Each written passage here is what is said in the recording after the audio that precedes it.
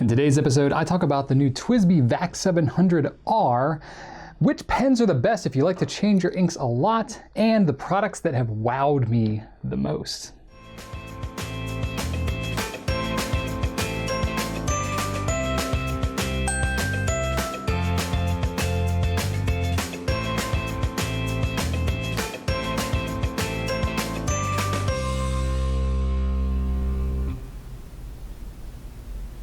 Hey everybody, Brian Goulet here of GouletPens.com, and it's episode number 163 of Goulet Q&A. It is early April, it is rainy, and there's pollen everywhere, and it's just, it's definitely feeling like spring, at least in Virginia here. Had a really good last week. I had a very busy weekend. Put down some grass seed, some fertilizer, stuff like that. I have a fairly large yard, so it was a pretty involved project. My arm is actually still really sore, so if I am rubbing my arm or anything like that, that's part of why. And then I got to do something really cool with my daughter. They had something at our church called the butterfly ball. So it was a father-daughter dance. So I got to take my 5-year-old daughter. She dressed up in like this blue Cinderella type dress and had butterfly wings and stick-on earrings and everything. She is definitely a girly girl. You know, she just kind of came out of the womb that way. And so it was really kind of adorable to take her to that. She didn't want her picture taken or anything though, so I had to like coax her into doing her picture the whole time. But she had a blast. We both had a really good time, and it went for a good cause too. It was for a preschool in Haiti. It was a fundraiser so that they could basically go from having a dirt floor and wood walls to having all concrete. So that was kind of cool. So I went to a good cause and we raised enough money to make that happen. So that was kind of cool. So it was a good cause. Got to do this whole thing with my daughter. It was just really kind of neat. So I'm not really a social butterfly, excuse my pun there, but doing stuff like that, it was kind of a, thing I just couldn't pass up. So that was a lot of fun. Related to, that's pretty much been my personal life. Business stuff, we've had some major product releases that have happened this week, or at least we've tried to have major product releases happen this week. I swear, most of the stuff was supposed to happen in March. There was a big long wait on this stuff, and then we've just had an issue with stock across a lot of different brands, just getting shorted on stock, and it's not anything that we're a stranger to. It happens more often than we would like. But really some severe shortages on this one. So we had the Traveler's Notebook Olive Edition, which is a regular size Traveler's Notebook, previously known as the Midori Traveler's Notebook. But this is the olive color. You can see it here. I've got a pen loop to go as well. We did not get nearly enough of them. In fact, we sold out in 4 minutes. So I apologize to all of you who wanted it and could not get it. We did not do any heavy promotion or anything just because the people we had on the email notification list already was well beyond the stock that we were going to get. And so it was a challenge to try to kind of minimize the, disappointment that a lot of you were going to have. So we are going to get follow-ups of this. I don't have an exact date yet. It's going to be a little while, probably at least a month, maybe 2. I don't know. Last time we had the blue one a couple of years ago, it was like months in between when we got shipments. So I don't have anything firm. I would say just be ready to wait. So I hate to say that, but it's just very limited supply of them kind of nationwide. Same kind of thing going on with the TWSBI Vac700R, which is the Vac700 was undergoing, where's the R? Here's the R. Looks very similar to the Vac700. I'll get into that in a minute with the question, but that's on the Vac700, but didn't get enough of these either, so most of them are going, if not gone. Usually the broads stick around for a little bit. That's the one that I kept here, was a broad. So I'll talk about the differences of that in a minute. But we've been out of stock of the Vac700 since September of last year, so we just knew there was just no hope. A lot of this stuff is like we forecast, we do projections, we try to communicate to manufacturers ahead of time, hey, this is how many we think we're going to need, and we end up usually just getting a fraction of that. So it's kind of tough with just being in a niche industry like this. Manufacturers, especially if they're dealing globally, trying to meet demand and everything is very difficult, and sometimes they're limited in their production capacity. There's a lot of reasons why these shortages can happen, but it's just happened a lot more. And then the last one was for the Lamy Safari Petrol, which we got in this week. So shortages on these ones as well, but it's a cool pen. So this is the new Safari seasonal edition, or special edition, sorry, not seasonal, special edition, with black nib. It's nice, cool, like dark teal color. Did not get any of the bottled ink, and we only got a very limited number of cartridges, which sold out in well under an hour. So again, not getting the stock that we want, but that is that. So kind of just like a bunch of downer stuff for this week. I mean, it's exciting to have new products like this, but to get shorted so drastically is very discouraging for you all and for us for sure. So, you know, we will continue to communicate this stuff to all of our manufacturers, but most of them know there's reasons that they have. Sometimes we get some insights into them, sometimes we don't, but oftentimes we don't know exactly why. It just kind of happens. We're at their mercy a little bit, but we'll pass it along. So let's get into the questions for this week, shall we? Pen and writing questions. So this is from CSS279 on Instagram. What does the agitator in a converter do, and why do some have them and others don't? So the agitator, the most famous one I think, is the one that's in the Pilot Con 50, which is now on the outs. We're starting to see the Con 40, its replacement, coming in pens. So there are still some Con 50s floating around out there, but it was a number of years ago that they did not have an agitator in there. So here is the Con 50 pre-agitator. I'll zoom in a little bit so you can see what the heck I'm talking about. So here is the pre-agitator. So it looks like a Con 50 without the doohickey in it. So, you know, pretty wide mouth, a little wider on this one, and it has this kind of step right in the middle here. Oh, look at that, it's trying to zoom in on me instead of the converter. Let's see if we can make this happen. There we go. So it's got this little step right here. It's just a tiny little step. But what happens is the ink kind of hangs up in the back of it. So as you're writing, you know, it's fine, but then when you flip it over, you carry it, or it's stored nib up or whatever, the ink can kind of settle down in here. And then when you flip it back over to write, sometimes the ink hangs out back here. Or if it's, you know, hanging out like normal and then you're writing with it, the ink can kind of get used up right here. But if the rest of it doesn't fall down, then it breaks the flow to the nib and it dries up and you have to kind of shake it a little bit for it to come back down. It's not like a huge deal, but it happened enough where Pilot felt that they needed to put the agitator in place. So that's what this thing does. So it's a hollow piece of metal that basically just kind of scrapes the sides of the converter, and it just, you know, it's gravity weighted. So as you have it tilted up, all the ink kind of falls in the back, and then as it falls down, it pulls kind of the ink down with it. So it doesn't have ink that hangs up in the back anymore. And that's really the point of it. And then with the Con 40, they went to a slightly different design. So the overall shape of the converter is very similar, except they went with these little stainless steel pellets instead of the big agitator thing. So, you know, it has a little catcher thing that kind of catches all the pellets so it doesn't go down into your pen, but it works kind of the same concept. There's not a lot of other converters that have agitators like that. Here's one, the Pilot Con 70, slightly larger converter. This one's a little different because it's got this like metal rod with this rubber stopper thing. It actually helps to kind of seal up on the converter. When you press the button down, it seals it up, and then it does kind of a vacuum actuated thing when it fills. Very interesting kind of converter. There's nothing else like this really out there. But this rubber stopper is really meant to kind of vacuum the ink so that it fills, but it kind of doubles as an agitator because it can fall back and forth. It kind of helps in that way. Plus just having a rod in there kind of acts in that capacity as well. So that's one other one. And then another one that I've seen that's a kind of a different style. This is a Nemesine. This is called the Fission. But this one has a plastic bead inside the converter, and you can actually see the bead. If I can catch it in the right light there, it just fell. So it works pretty okay. I don't have a ton of ink in this pen right now, but you can see the bead right there, how the bead's kind of falling out of the ink, and it kind of helps to drag the ink down a little bit, just so it doesn't hang up quite as bad. Now this, with just one bead, can you see that? There's the bead, and it kind of falls down. Whoop, it's about to drop. Plop. There. The rest of the ink still kind of stays up there, but it's not as inclined. Yeah, it is kind of hanging out up there, isn't it? So this one's not foolproof, but this one I've seen in a couple of different styles of converter that are out there. Beyond that, there was one other one that I can think of that had like a metal spring kind of thing inside the converter, and I can't for the life of me find which pen that's in, but I know I have one that has that.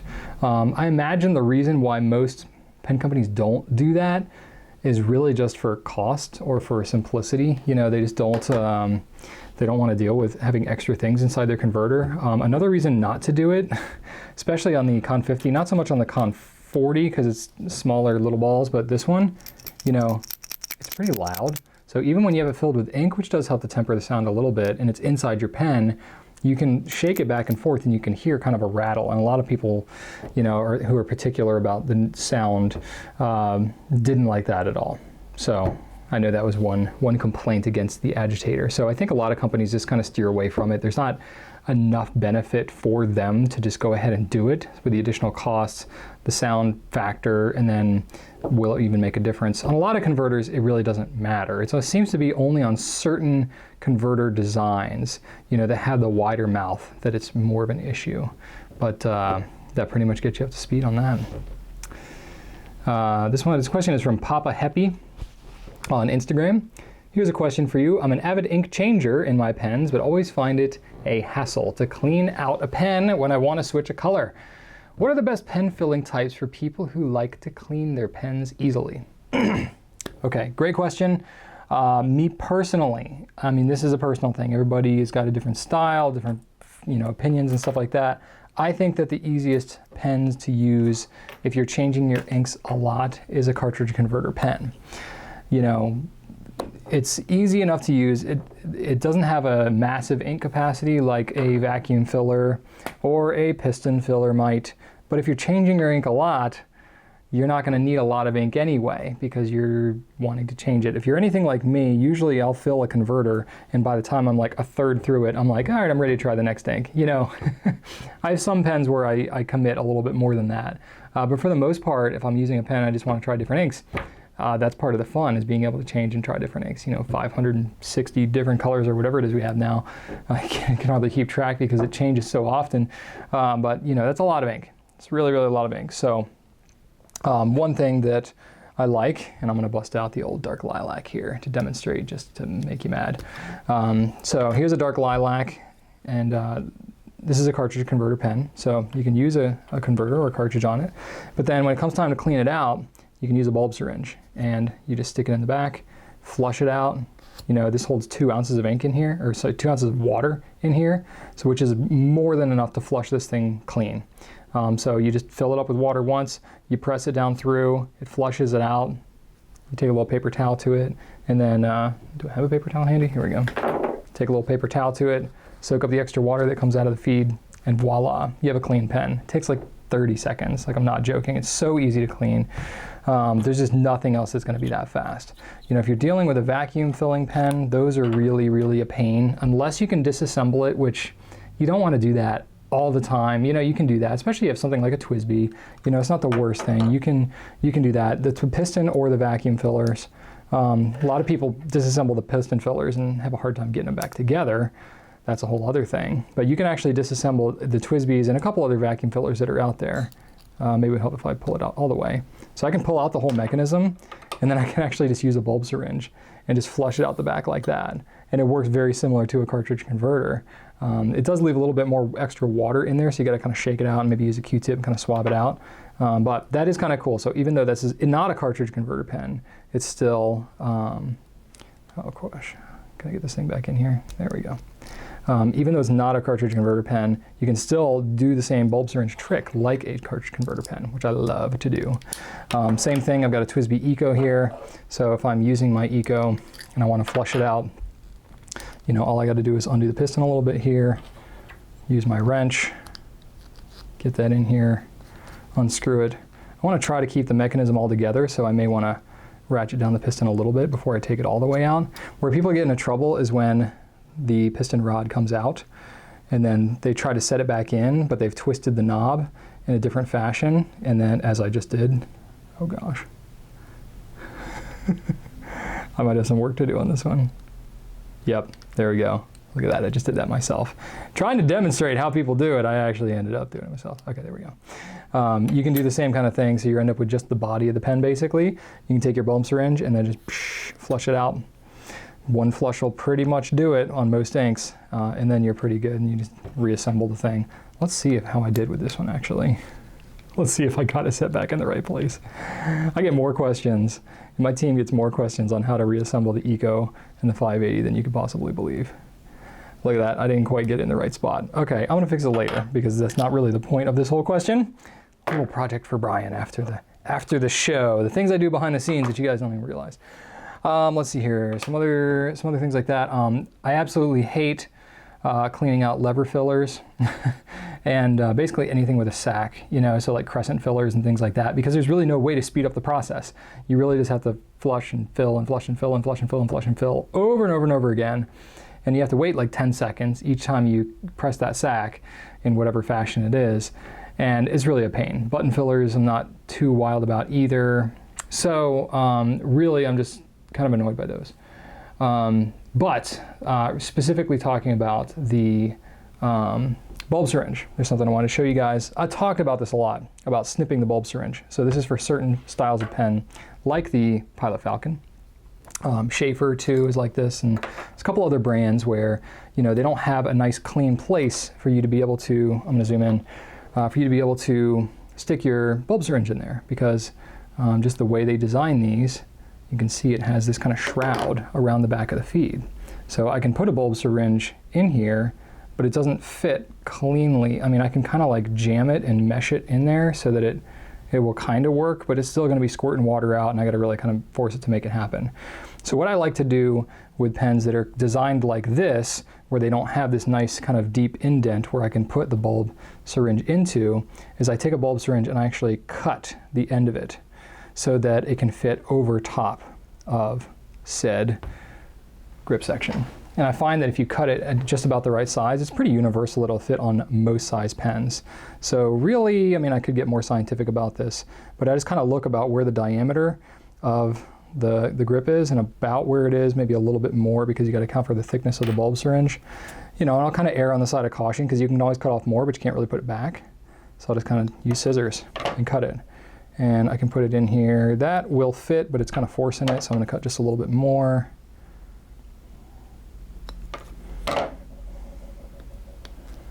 There, that's just about perfect. So that fits in there pretty nicely. And so then this, I can use the same method. I can just, you know, fill my bulb syringe with water, jam the grip section in here, and then I hold onto the grip because I don't want to go shooting it out of the pen, and then I just push on the back and it flushes it straight out of the pen. So I can use this on my Schaefers and my Pilots and things like that. You know, you do have to basically sacrifice a bulb syringe to make it happen, but I keep one of these, one of each of these nearby anywhere that I'm cleaning pens. And that's a neat little trick that you can do for those style of pens that happen to be cartridge converter or whatever. So hopefully that helps you out. My mic is like doing weird things. I hope it's not making a scruffy noise into the camera, but forgive me if it is, or it has been this far. Okay, cool. I think that about covered that. Yeah, it did. Sweet. All right, I'm making a mess in this Q&A, so I'm just going to take a second and clean up a little bit. Put some parts away. Okay, put my dark lilac back. All right, I am like all over the place with products today. Just lots of questions about these things. Okay, bulb syringes, I think I'm done with those. Sweet. All right, cool. Good to go. I'm gonna take a sip of water before I go to the next one. Shall we?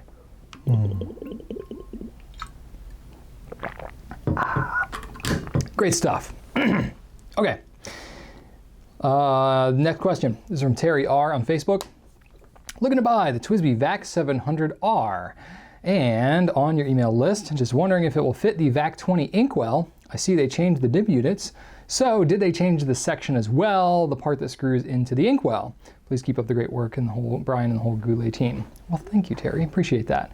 The reason I took this question, I've been getting questions about the VAC700 for a while, but I took this one because it covers two parts. Covers the nib kind of grip section thing, and then it also covers the VAC20 inkwell, which is good. So I'm going to cover both of these in one shot, and then we can slice this out and reference it later. But I have with me the Vac700, the original, and the Vac700R, which is just redesign. Vac700, that's what the R stands for.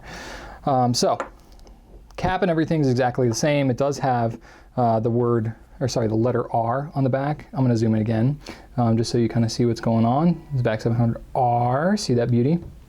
And then the original Vac700 just says Vac700. Sorry, it's like reversed in the camera and all that. So Vac700, overall cap design, exactly the same on both. Clip is the same, it's got that kind of matte finish on it and everything, so that's all cool. So there's a couple of differences, and really there's only one real difference on this pen, and that has to do with the O-ring seal. And there is a redesign that happens on the grip section of the pen related to the seal, so that's the only difference. So To get into it here, I'm going to cover just the difference in the grips first. That way you can kind of see what's going on, and then I'll talk about the inkwell. So I'm going to have to try to keep all this stuff straight. The first thing that's going to be the most obvious difference between these pens is if you look inside, you can see there's a difference in the way these O-rings are designed. And if I actually pull them down, it'll probably be a little easier for you to see. But on the Vac700 original, there's two O-rings. There's the big one that goes against the walls of the pen, and that's what is used to create the vacuum to fill the pen with ink. And then it has this second O-ring, this kind of conical shaped one that actually mates up to the back of the nib, the feed, the nib unit. And that is what seals the pen closed when you have it closed all the way, so that it doesn't burp and things like that in travel. So TWSBI was getting some complaints and stuff like that of the pen not flowing properly, especially writing dry, and I think it was because this O-ring here on the original design was having issues unsealing from the back of the nib unit, even though people were unscrewing the back, because that's what you have to do with this pen. When you go to write with it, you got to unscrew the back and kind of pull the nib unit away a little bit, and people were having issues with that. So they redesigned it so that it would basically be easier for that action to happen. So now it still seals, even though it doesn't have that second O-ring in there. They redesigned the nib unit, and they redesigned the way this O-ring fits, so that when it's closed all the way, it still seals, but it seals, less intensely, I guess, than the old one did, so that when you unscrew it all the way, it's very intentional, has a very obvious difference in the distance there. So I'm going to reassemble the pens and kind of show you what I'm talking about. So, the TWSBI Vac700, just make sure I got the right one, okay. When it's closed up and sealed up all the way, so I don't know how easily you can see this. Let me see if I can zoom in even more. Get in as close as I can. There we go. Oh, that's beautiful. Oh yeah, look at that. Oh yes. There we go. Okay, so you can see there, as I unscrew the back of the pen, you can see there the O-ring is kind of releasing up here from the nib unit, and then you kind of pull it away. But I think what was happening is it was not providing enough flow, or that O-ring was maybe causing the flow to not be as fluid as it should. So on the new one, which is what I have in my hand here, as I am unscrewing it, you can see just the action of unscrewing it. There's a very clear and intentional break there. Can you see that? You can actually, let me see in the back. You can see my finger in the back there. Sorry, I'm getting a little glare on the camera. But there's a very clear path for that ink to go. So that's not even like pulling back far on you can pull it back, you can pull it back even further if you want to really get a good flow going there, but it's not really necessary. Just, there's a plenty flow there. So that's why they did it that way. So can you switch and swap the nibs in between each other? Well, yes, technically you can. Like, the only redesign that happened that's a nuanced question. The answer is no, but it's also yes. So if you look at the grip here on the back of the nib unit, the O-rings and stuff are situated in a very similar fashion. So they're going to seal up. They actually added an O-ring here on the grip. This is the Vac700. Oh boy. This is the Vac700 right here, and this is the Vac700R. So you can see there's a difference here in the way they've designed the backs of these grips.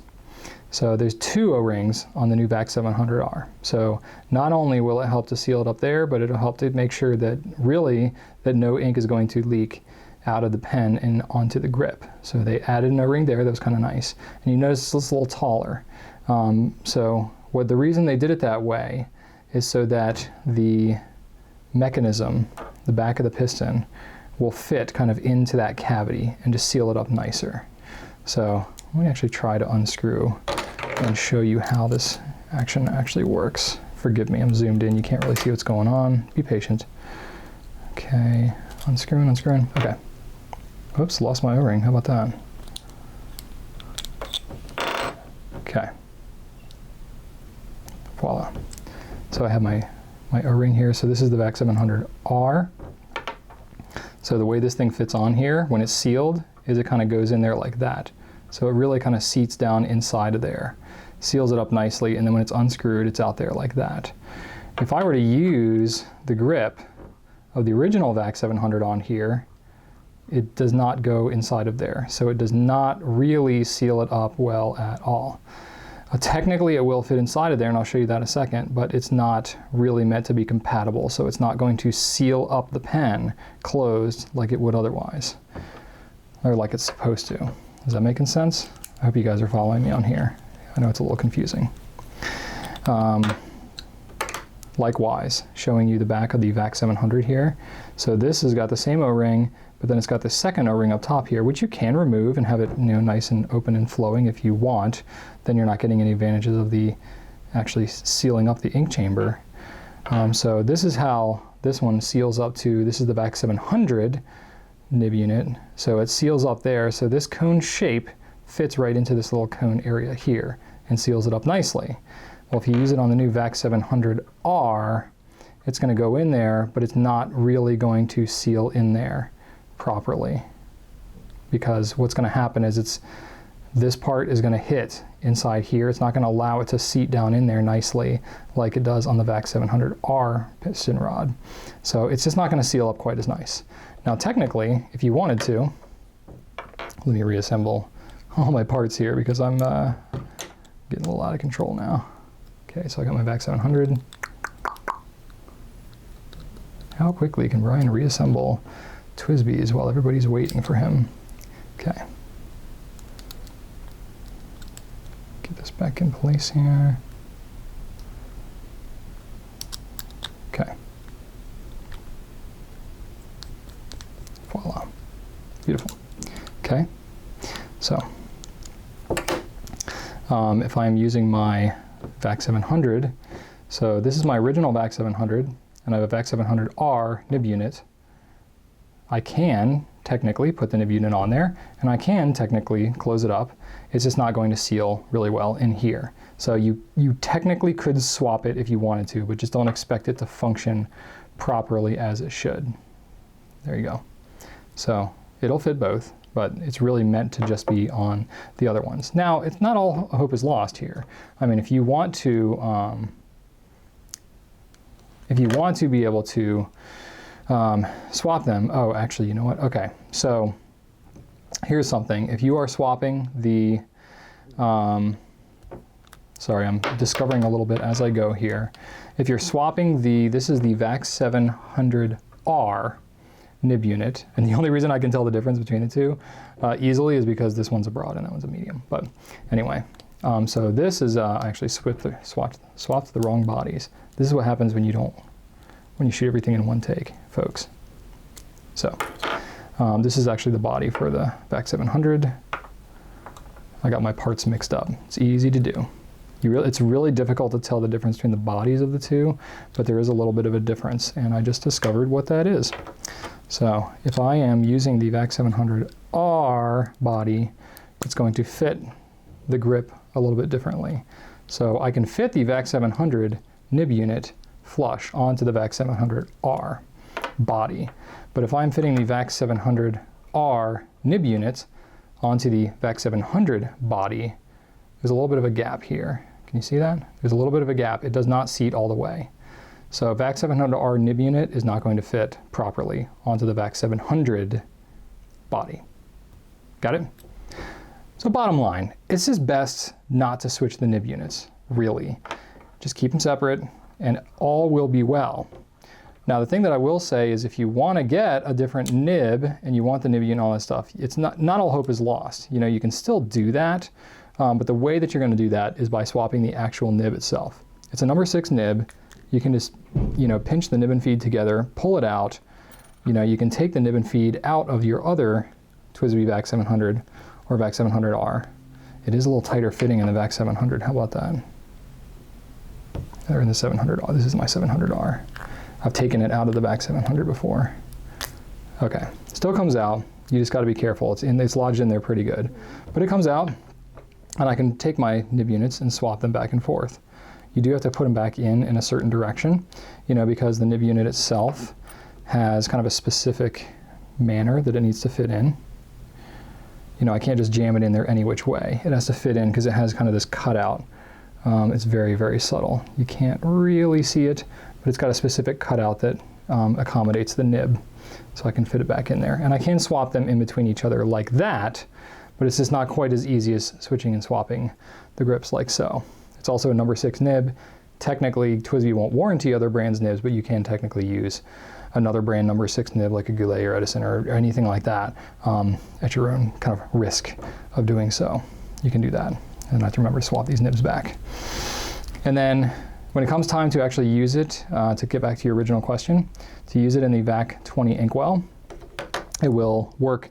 Both pens will still work in this because it's really only the internal components that have changed. The outside part, what screws into the VAC20 inkwell, is actually the threads on the body. So this is my 700R, the new one. So this one will thread perfectly on here, just as my Vac700 will. So that part has not changed at all.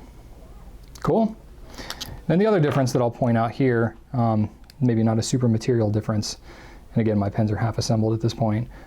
They went to a metal component here for the piston rod as opposed to a plastic one. So the Vac700R has a metal component there. So this is kind of a nice touch, a little more durability and stuff. Whew. Hope that helps you out. Clear as mud? I'm sure it is. But anyway, that should at least give you a little bit of an idea what you're in for with the Vac700. This is kind of a tinkerer's pen if you'd like to take them apart like this. I enjoy it, but not everybody does. It's really not for everyone, but at least now you have somewhat of an idea of what you're getting into if you do. Cool? All right, this is for Michael Pierce 2K2 on Instagram. What color would you like to see next year's Safari or All-Star be?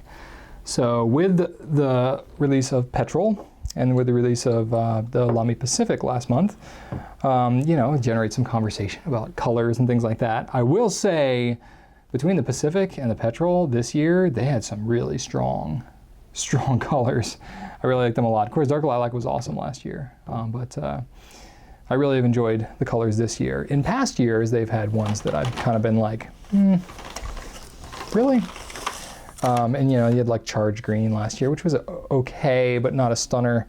So I wanted to use this opportunity to show off my Lamy collection here. So I've got a bunch of Lamy pens. So these are my Safaris. Ta-da! So I can't name you all of them easily just right off the bat, but nice little rainbow of color here. Of course, they've made a lot of other ones. I don't have the original Savannah, the olive one. There's a couple others that I'm probably missing. There's some ones they've done that are like special regional ones or, you know, exclusives they've done with certain companies and things like that. I don't have a lot of those. I really just have like the main ones that Lamy has released all together. So looking at this palette, they've really done quite a lot. You know, before they did Dark Lilac up here, they were really missing out on the purple, but they kind of covered that. So it's really kind of tough. I don't know like any obvious one that's missing altogether. Something that comes to mind is like maybe like a deep magenta, you know, kind of like they had the pink and they've had like the neon coral, but they haven't had a really deep kind of pink. So, I mean, that's one idea. I don't know if it's a home run.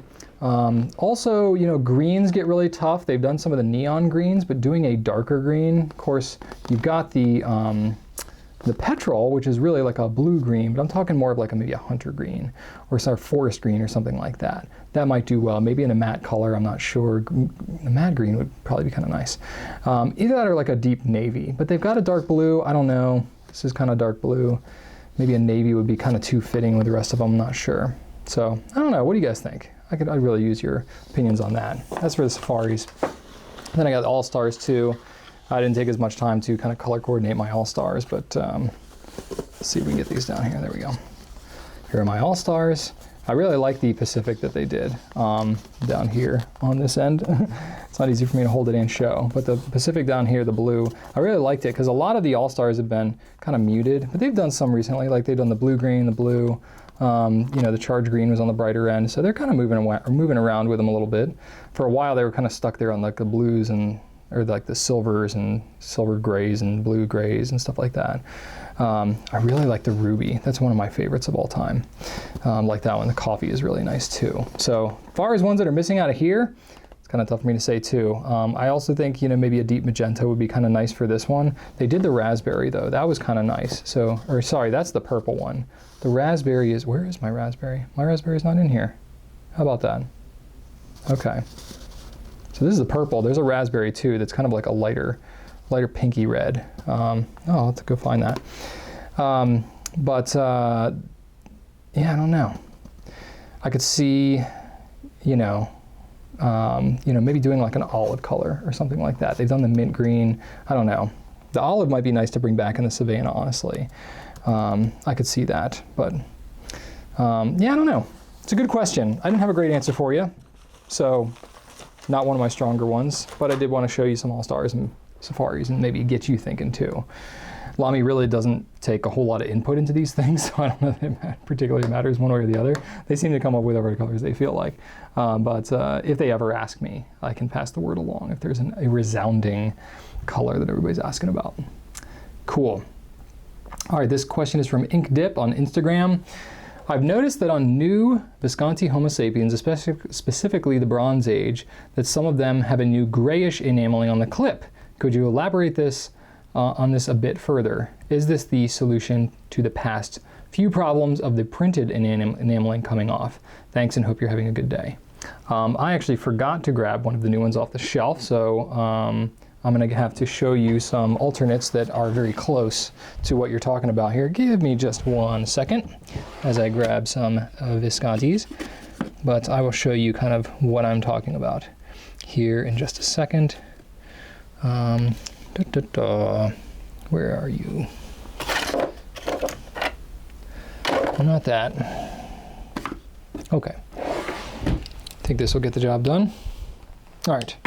So there is a couple of different versions of the printing that they've done on the clip.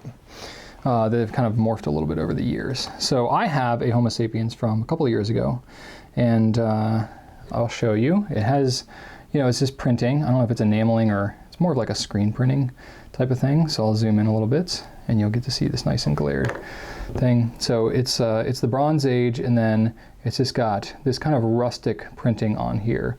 It's kind of cracked a little bit and it's kind of aged. That's part of the effect. But I know that some people over time have had it where it can actually scratch off or flake off over time. It looks like I've got a little bit of that going on here. This is my daily carry pen. I really don't sweat it very much. I think it's a sign of a pen that's well loved. But some of the other ones that they have, specifically some of the more expensive limited editions and things they've done, they actually have a recessed engraving and then they backfill it with an enameling. So you can see it there. That's the Opera Master. This is the watermark. So they've done the same thing there. And I thought I had a little pit in mine, like down here by the N. I don't know if you can see that. Is it by the N? Yeah, down here by the N. Right in there, it's just a little bit of pitting. So they were having a real tough time with quality control, with trying to get these things to be perfect, because that's what they try to do on these very expensive pens. But backfilling and doing the enameling in there has been more and more difficult and expensive to do well. So what they are moving towards now for consistency of design is going this route. So this is the Special Ops. So instead of doing an enameling over top, they are doing a laser engraving, and they are etching away the material, which on this black one, it has kind of the metal undercoating that you can see there. So on other pens like that are just the plain steel or maybe the bronze, it's going to look a little less drastic. So it's going to be a little more subtle in terms of its design. So that is something that they gave me a heads up on probably a couple of months ago, that they were going to start to transitioning over in that direction. So I think as we're seeing newer pens that are coming out now, we're going to see that engraving coming out because it's going to be basically more durable and more consistent quality control than they've had on the enameling in the past. So I think it's going to be transitory? What word am I trying to find here? I don't know. It's going to be transitional. Transitional. There's the word. It's going to be transitional as they are going to that process kind of more consistently across pens. So we're going to try to do our best to keep up with it and photograph them as we see them.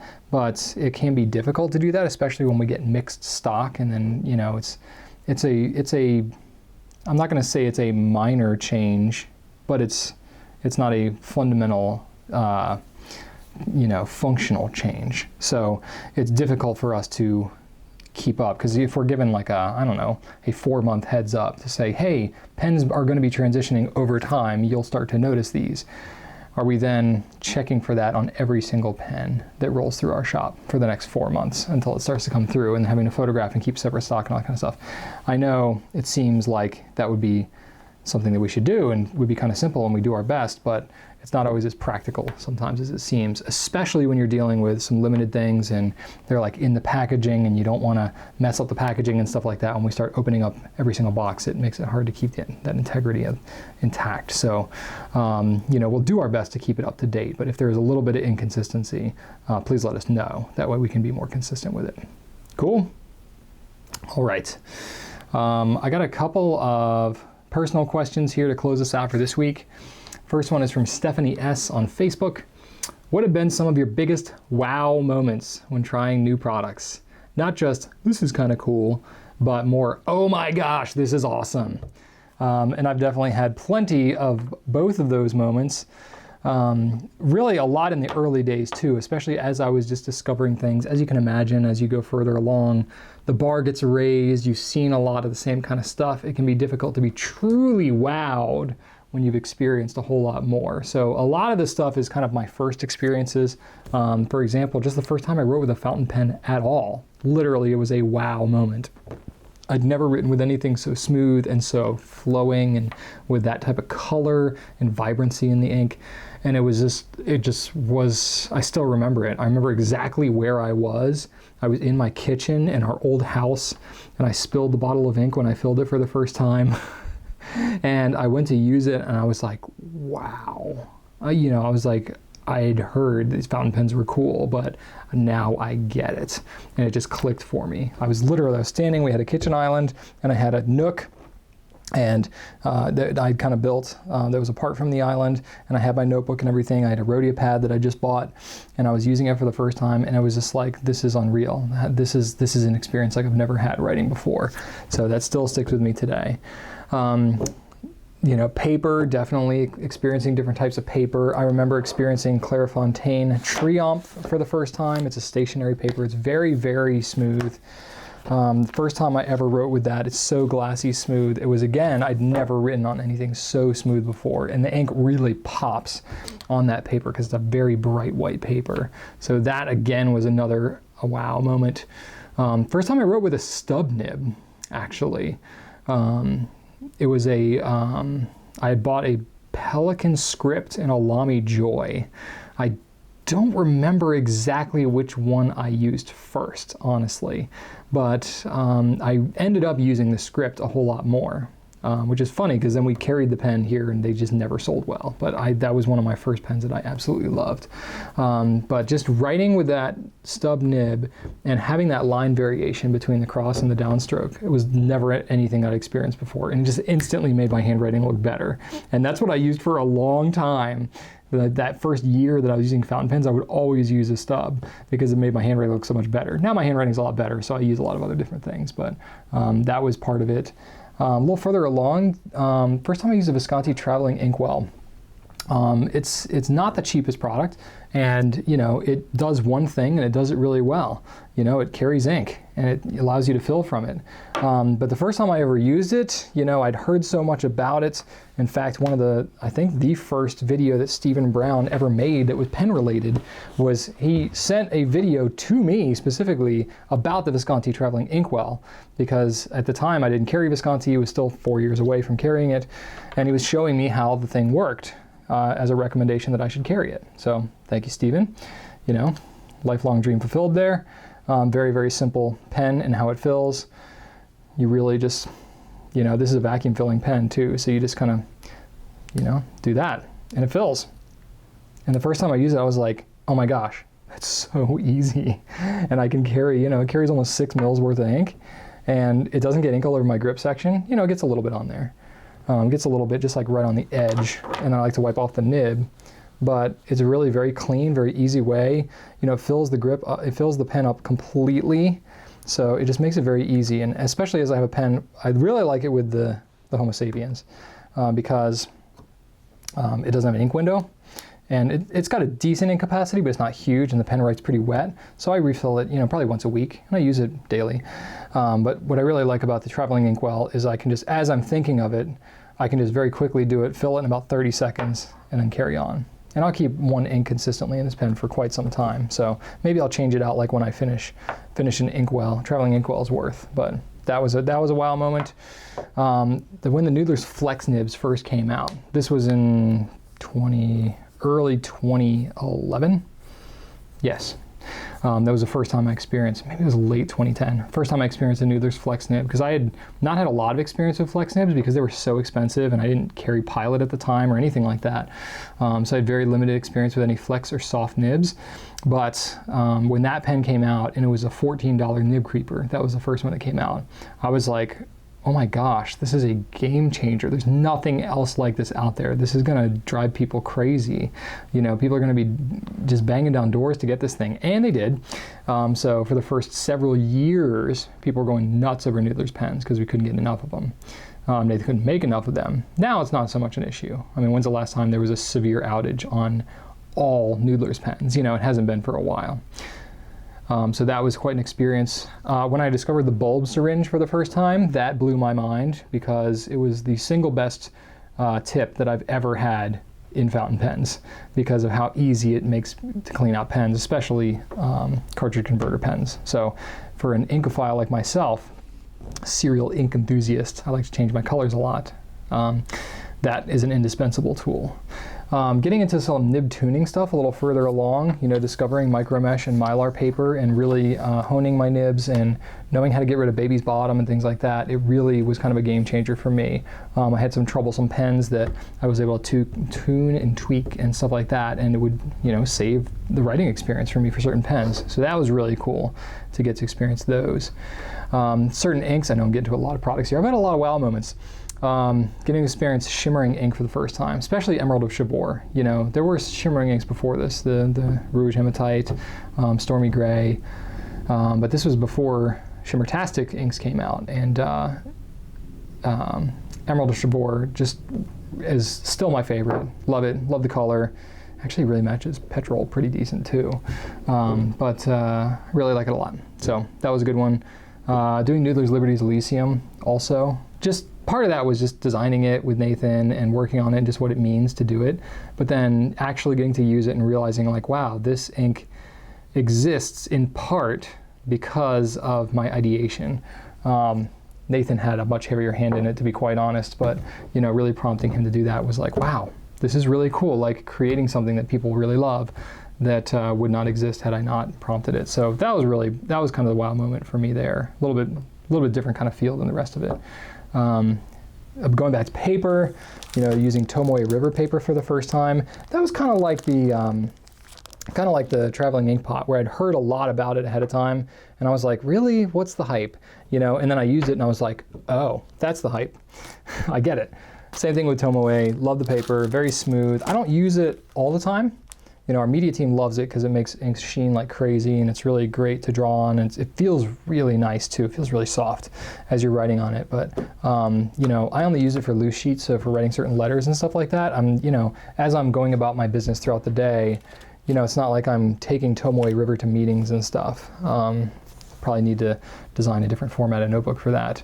But the paper itself is amazing, so I love that.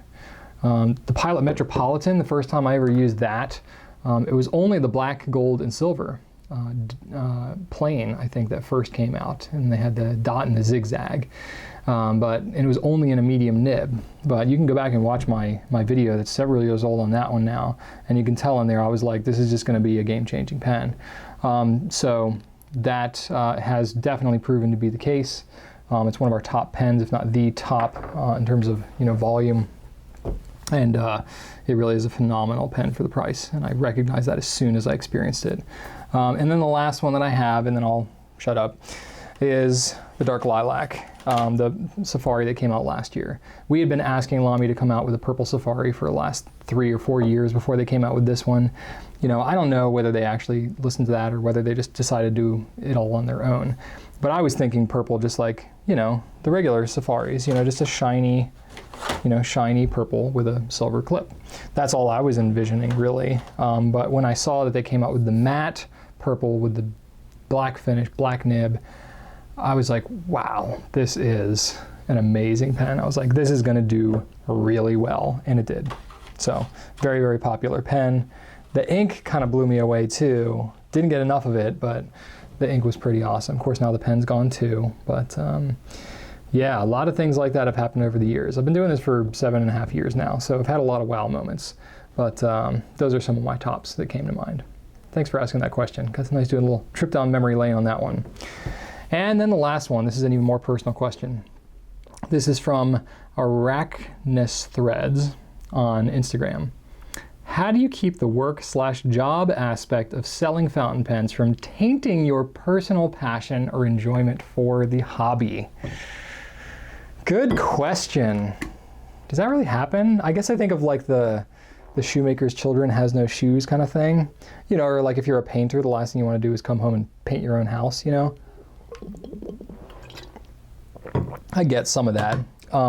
Me personally, I don't really know fountain pens as a personal hobby outside of my work because I didn't discover fountain pens until I was already in the pen business, so to speak. I was making my own pens, but I really discovered it as, a part of that process. I only had 3 months, really, where I had discovered fountain pens, but wasn't actively selling fountain pen materials. But as soon as I discovered fountain pens, I immediately, they won me over, and I started making, fountain pens in my pen making process. So I was immediately thinking fountain pens. So that's kind of how I discovered them. So really the question, I don't even know if it directly applies to me because, I have a very intense and what I believe healthy work-life integration. The term work-life balance has always been one to me that sounds like it has to be very opposed to one another. Like you have your work self and your personal self, and you have to make sure that one is not sacrificing too much of the other. That's kind of the implication that I feel that it has. But I like the term work-life integration better because, that's kind of how we operate here at Goulet, at least, is, we're all people. We live just one life, one whole life, and work is a part of that, and your personal stuff is a part of that. And you have personal things that carry through into your work, and you have work things that carry through in your personal life, That's why I spend a lot of time on like leadership and development and inspiration, motivation kind of stuff at work, is because I want to provide that kind of stuff to my team because I know that some of that will carry over into their personal life, and they've given me some of that feedback, which is some of the most rewarding aspects of what I do. Likewise, there's personal stuff that can carry over greatly into the work that you do. You've seen a lot of that on, our media team and how they present stuff, or when you talk to our customer care and how personal they come across in their personalities and all that kind of stuff. That's all very intentional, So there's just a big blend of both at Goulet Pens here. So, and a lot of that has come from, that's just been my style and kind of what I did from the beginning, and Rachel's kind of that way too. So for me, specifically related to my use of pens, yes, it's true that I we'll review pens and I'll do videos like this. I'm not going home and shooting hour-long videos in my spare time, so maybe there's some of that, or like, some of like, I used to do a lot more of like the video shooting and editing kind of stuff here. Now Jenny, our awesome videographer, is doing the heavy lifting on that. But I have, personal, photography and video needs that I have at home with my kids and family stuff. I really I do a lot of shooting. I really don't do as much editing. I have thousands and thousands of pictures and many dozens, if not hundreds of hours of footage of my kids that I've never edited or done anything with. I'm just like, let me just capture it, and then I can edit it once like life settles down a little bit, whenever that happens. But that's kind of the more of the aspects of work that I'm kind of putting off at home, if that makes any sense. But the pen stuff, I use fountain pens personally. I use them throughout my whole personal life. It's rare that I don't, because I carry at least one pen on me at all time. I usually carry, I'm not joking, probably around 20 pens in my backpack at all times. I'll be at home, I'm on Instagram, I'll do an Instagram live, or it used to be Periscope or things like that. I would do that at home. I'd be cleaning pens, I'd be shooting, talking about them, doing stuff at home. I write out lists, I write, letters to family members, I'll do, a lot of that kind of stuff. with fountain pens. So there's really not a severe separation between the actual using of my pens between my work and my personal life, quite honestly. It's really more of like just the work, like heavy work, planning and project management and, all that leadership, all that kind of stuff that is more of what feels like work that maybe sometimes I leave at the door and don't carry with me. But I don't know, I think like there is this part of me that like still loves fountain pens as much today as I did when I first discovered them. Like I still have like that like, wow, like glow in the eyes kind of, experience when I'm playing with pens. Even though I've been playing with them for years now, I still enjoy it. And I'm looking down at all my pens because they're like my kids. But I still enjoy it just as much today as I did when I first started out, whether it's at work, at home, or whatever. So in terms of that, I really don't feel like I have to let it go when I go home. So yeah, pretty cool. All right, so my question of the week for this week is kind of related to what I just talked about here. What have been, at least a couple questions ago, what has been your biggest wow moment that you've had since getting into fountain pens? What's been the things that have kind of impressed you the most? I would love to hear. Whatever time experience or whatever that you've had, I'd love to know just what has been the most impactful, kind of life-changing stuff that you've discovered in the fountain pen hobby. I talked about a lot of different things here. You can check them out on gouletpens.com. Subscribe to all my junk if you haven't already. I hope you have a great rest of your week, and right on.